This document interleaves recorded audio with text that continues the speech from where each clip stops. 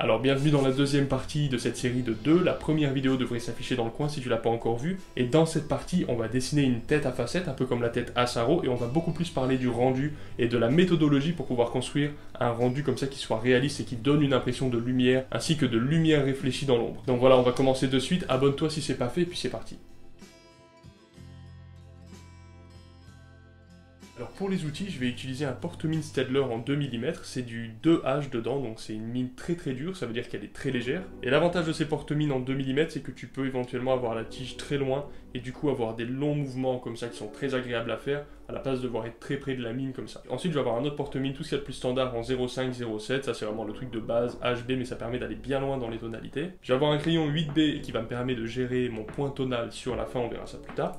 Et je vais avoir une gomme aussi très fine, de précision, mais tu peux aussi prendre une gomme normale et la couper pour que ça fasse un angle et ça va t'aider aussi. J'aime dessiner sur un papier lisse qui va me permettre d'avoir des détails suffisamment saillants, même si mon dessin est pas très gros. Alors si tu as l'impression que la partie de la construction va un peu vite, c'est parce que je vais partir du principe que tu as déjà regardé la première partie de cette vidéo. Comme d'habitude, je vais placer mon portrait dans son contexte 3D. Et je vais d'abord placer quelques lignes de fuite, histoire de rendre compte de ma perspective dès le début. Je vais faire la forme de casque d'Iron Man typique de la tête Lumi, commencer à travailler l'arcade sourcilière, petit à petit en fait je vais commencer à former mon visage, et surtout je vais commencer à former mon visage dans sa forme générale, dans l'espace qu'il prend sur ma feuille, etc. Je vais surtout pas commencer par les détails. Et je vais porter une attention particulière à faire en sorte que ce qui doit converger à cause de ma perspective suive bien la même direction. Je vais placer mon nez dans mon contexte. Je vais faire un nez extrêmement minimaliste, extrêmement géométrisé, qui va me permettre de ressentir la qualité architecturale de mon dessin dans un premier temps. Alors ce que j'aime beaucoup faire, c'est travailler avec l'axe central de mon visage, et ensuite construire ma symétrie autour de cet axe. Je trouve que c'est extrêmement efficace et très pratique. Prends ton temps, travaille avec des traits droits, essaye de pas trop faire de courbes, tiens ton crayon avec subtilité, avec légèreté, tu veux pas exploser ta feuille quand tu dessines. Essaye d'attaquer ton dessin par les plus gros volumes, ensuite tu passes par les volumes de taille intermédiaire, et puis tu finis avec les plus petits volumes. Pour les yeux, je vais les placer tranquillement, je vais tenir compte de l'épaisseur des paupières également, et j'ai envie qu'ils se ressentent comme étant enfoncés à l'intérieur du crâne. Les yeux, ils sont dans le crâne, protégés par les os qu'il y a autour. Il y a beaucoup trop de dessins où on voit des yeux flottants, mais il faut pas faire ça. Donc là, comme tu peux voir, je mécanise un maximum, et je travaille juste avec des facettes, comme si c'était une sculpture. Alors une fois que mon dessin il est fait de façon vraiment très légère, je vais commencer à placer des ombrages. Mes ombrages, je veux les faire avec des longs mouvements, et je veux surtout pas commencer à colorier 1 cm par 1 cm. Ce que je veux, c'est monter le rendu de mon dessin petit à petit de façon homogène partout. Là, je dessine avec un 2H, donc c'est très clair. Et tu vois, petit à petit, j'ajoute des tonalités, c'est pas très bon, on voit des traits partout un petit peu dégueulasses, mais tu vas voir, ça va se policher au fur et à mesure que je dessine. L'avantage de faire des dessins avec des facettes très définies comme ça, c'est que du coup, tu sais de suite où se trouvent tes zones d'ombre et tes zones de lumière. Et justement, c'est ça la mission première la plus importante, c'est repérer quelles sont tes zones frappées par la lumière, quelles sont tes zones frappées par l'ombre.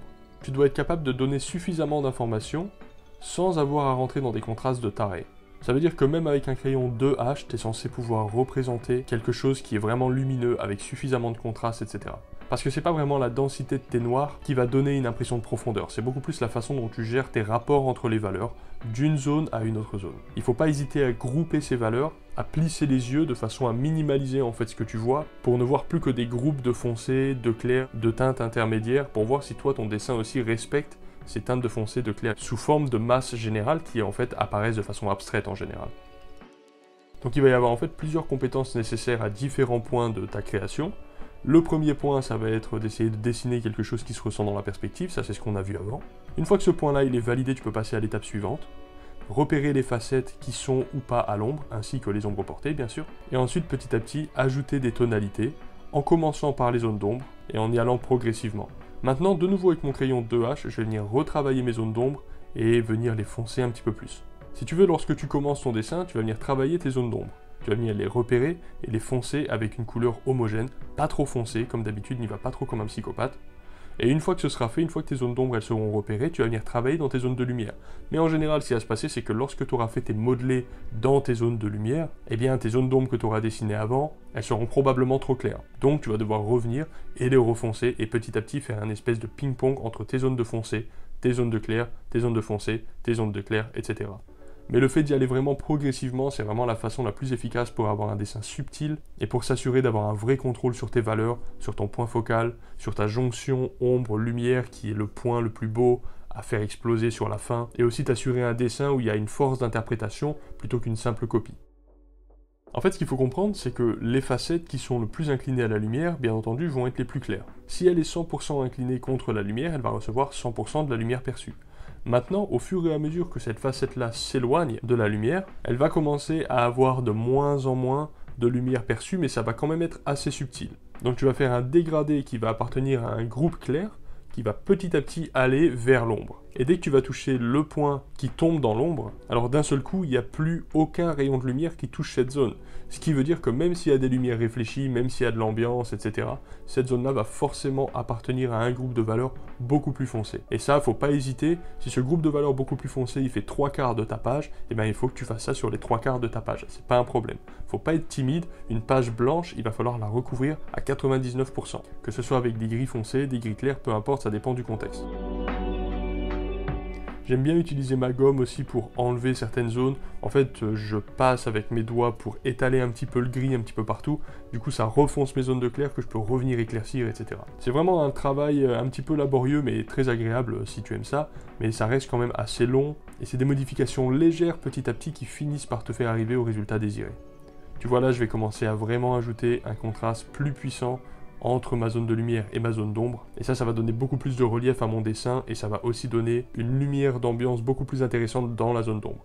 Donc la zone d'ombre qui n'est pas frappée par la lumière directe, elle est quand même éclairée par tout l'environnement. C'est la raison pour laquelle les zones d'ombre elles sont pas noires pures. L'environnement qui est autour de ton sujet, le contexte dans lequel se trouve, va réfléchir la lumière du soleil, de ta lampe, aucune importance, et faire rejaillir la lumière dans ta partie d'ombre. C'est la raison pour laquelle lorsqu'on fait un paysage par exemple, les parties d'ombre en général sont bleues, surtout avec un petit peu de distance. C'est parce que le ciel est bleu, et qu'en fait même la partie qui est à l'ombre reçoit la lumière réfléchie du ciel dans l'ombre. Cette lumière étant bleue nous paraît de même bleue. Si tu dessines ton personnage, là celui que je suis en train de faire en couleur dans un environnement vert par exemple, la zone de lumière qui est frappée par la lumière n'aura pas de teinte verte. En revanche, le vert du contexte qui sera éclairé par ta source de lumière va refléter dans ta zone d'ombre, et de fait ça va teinter ta zone d'ombre en vert. Donc les couleurs dans les zones d'ombre sont directement influencées par les couleurs du contexte dans lequel ton sujet se trouve en fait. Ça c'est un sujet passionnant, j'ai aussi fait une vidéo ou deux à ce sujet, je t'invite à aller les checker, c'est vraiment super cool. Bref, j'en reviens à mon dessin. Maintenant, tu vois que j'ai établi un petit peu de façon un petit peu solide le contexte et puis les zones d'ombre, etc. Je vais tout simplement pousser un petit peu le rendu, toujours pareil, petit à petit, sans agresser ma feuille. Ça prend du temps et c'est normal. Donc voilà, faut prendre du plaisir, faut prendre le temps de le faire. Globalement, le secret du rendu, c'est beaucoup la patience, hein. Une fois que tu as compris un petit peu comment ça se passait, que tu étais capable de faire des comparaisons de valeurs correctes, ça veut dire évidemment qu'il faut aiguiser un peu son regard quand même.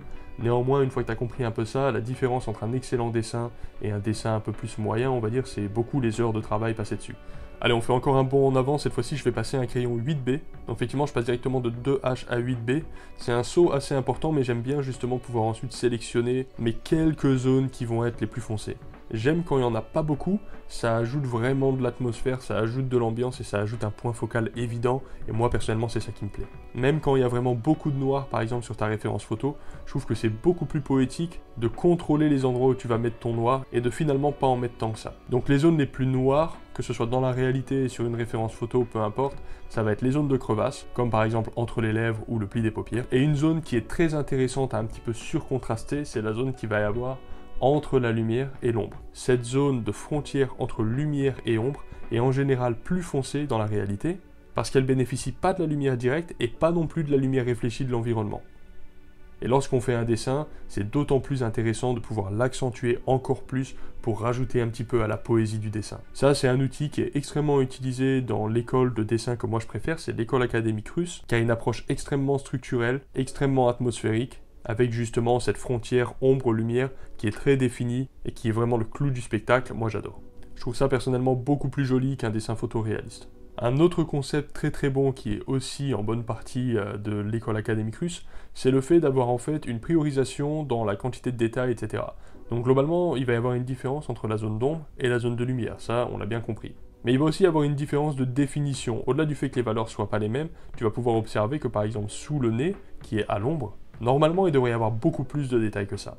Mais le but justement, c'est de faire quelque chose d'atmosphérique dans la partie d'ombre et de beaucoup plus précis, de beaucoup plus défini dans les zones qui sont frappées par la lumière. Ça va donner un résultat beaucoup plus poétique, ça va te permettre d'attirer le regard beaucoup plus sur la partie de la lumière et de raconter une histoire, de donner une intention et de rajouter cette impression de perspective atmosphérique que normalement tu devrais pas vraiment avoir sur un sujet aussi petit, tu vois.